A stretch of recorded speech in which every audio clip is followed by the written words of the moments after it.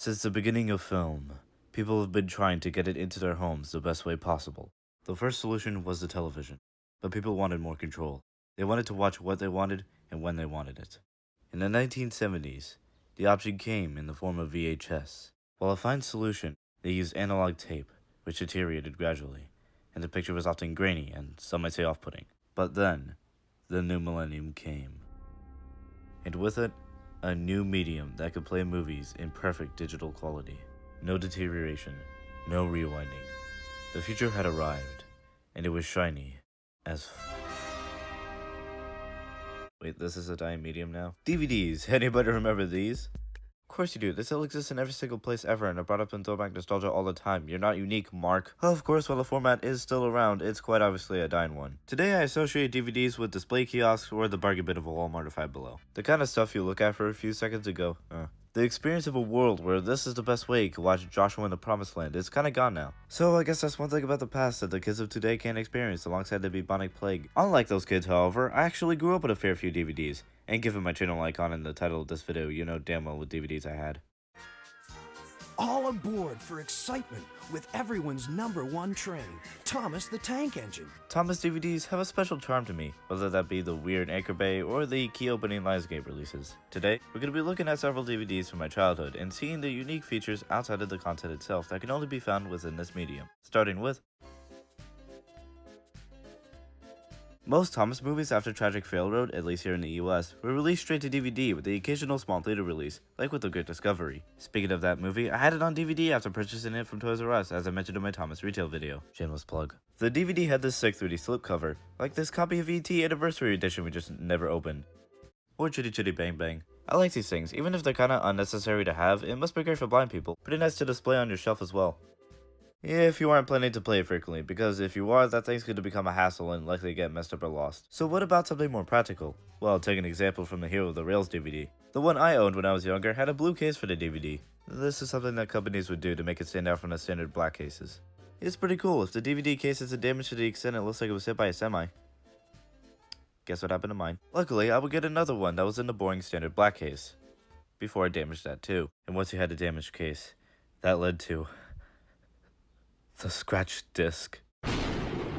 The mere mention makes DVD owners shudder in fear. Basically, at some point, a DVD may get a scratch on it, which disrupts several microscopic indents to make the DVD work, leading the DVD to buffer, or skip as some may say it. Most people find this annoying, but for me back then, I didn't really care much. If anything, I saw it as a fun game called the freeze game, where every time the movie would freeze, I would do the same. Those were the days when I could make the most out of a movie buffering and my dad trying to fix the DVD by rubbing it on his shirt. I really don't know what he was hoping to do with that. Of course, the DVDs that were the least damaged were the ones that I barely touched. For some reason, I tried to avoid watching Missy Island Rescue, which was honestly for the best considering that would have been my first introduction to racism. But given that I couldn't form my own opinions yet, I don't know why I ran away from this for so long. One that I do know why I ran from it initially is Thomas and the Magic Railroad. My brother convinced me to buy it in the checkout of a ShopRite because it was Thomas, he truly knew me well. I didn't think much of it until I got home and really looked at the cover and realized, oh god, that's horrifying. Diesel 10 was the most terrifying thing to young me. With his giant claw and his menacing grin, and Thomas being afraid of him in almost every single promotional image of them, he was the epitome of evil to me. Because of that, I never even popped this guy in, though my attitude toward the movie will later change, more on that later. If I wasn't watching Thomas movies on DVD, I was watching Thomas episodes. While I did have access to the internet, I only used that for watching classic episodes and other early Thomas YouTube stuff. And these definitely don't have a trailer for the latest Trackmaster set, so score 1 for DVDs. I always love the extra stuff from DVDs, despite a certain angry video game nerd hating them. Yeah, it's annoying you can't really skip them, but I find them neat bits at the time, and they're well preserved at that. And no extra stuff is as cool as the late great Mr. Perkins. Oh, hello, look who's here. It was always cool seeing this guy get up to shenanigans like baking a cake, spending the night in the common room, and being in terrible DVDs. It was kinda neat seeing these parts of the show that aren't really talked about being turned into these little bits of content, like the life of a driver on break. They even used him in the Renaissance, reading Railway Series stories, which is pretty cool. Rest in peace, Perkins, he made these DVDs suck a little less. Anyways, talking about the DVDs themselves, the box arts were fairly standard looking.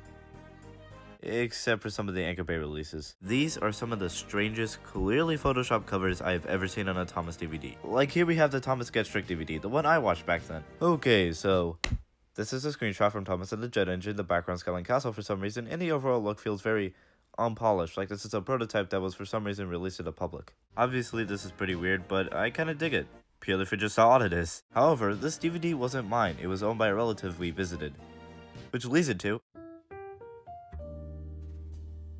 most of the DVDs I watched I didn't actually own. That's because I actually rented them from my local library. Yes, that is a thing. Want more evidence why not special? Mark? Granted, the vibe is completely different to that of a Blockbuster, but still. That one shelf lined with DVDs basically ensured I'll never rent an actual book from that place under my own will. In terms of Thomas DVDs I rented from there, I mainly rented 4. Those being Percy and the Carnival, Percy Saves the Day, that's 2 Percy ones, what the hell? Thomas Comes to Breakfast, and the DVD of Thomas and the Magic Railroad. Despite me being initially scared crapless of Diesel 10, I eventually came around on him and the entire movie as a whole. And man, was that movie off the perk. Before a dumb 6-year-old like myself, this sufficed along with the rest of those DVDs. I have pretty great memories of going to the library every week with my dad over the summer. That place was sick when it wasn't made to get books because of school and field trips. God damn. Even after I stopped going there often, I still rented other movies from there, like Terminator 2, Jurassic Park, and Diary of a Wimpy Kid. You know, the greatest movies ever made. Though eventually I stopped going altogether, and you probably know where this is going. Quite obviously, I don't watch DVDs often these days, mainly due to streaming taking over literally everything, but also because I didn't have a real way to watch them for a while. I used to watch them on this TV with a DVD slot, which I found kinda cool before that stopped working, so I started watching them on the computer, God bless the inventor of this cone. But that also stopped working and the new one doesn't have a disc slot, so for a while I didn't have a real way to watch any DVDs. That was until my Xbox 360 was brought back from the dead, and guess what? It can play DVDs normally. Currently I don't own any Thomas DVDs, but I do own Jurassic Park and the Super Mario Bros. Super Show. You just can't have one without the other. DVDs are a fascinating medium for me, whether that be how they're made, the bonus features, or the obscure releases preserved in decent quality. Did you know there was an Edgeworld DVD planned for release but was cancelled? Wild. The Thomas DVD releases always kept me entertained and gave me plenty of memories, whether that be movies or episodes, bought or rental. No matter what, each Thomas DVD was engineered for fun. So what are you waiting for? Climb aboard and experience all this today. This is Liam Keenan, and that's about it.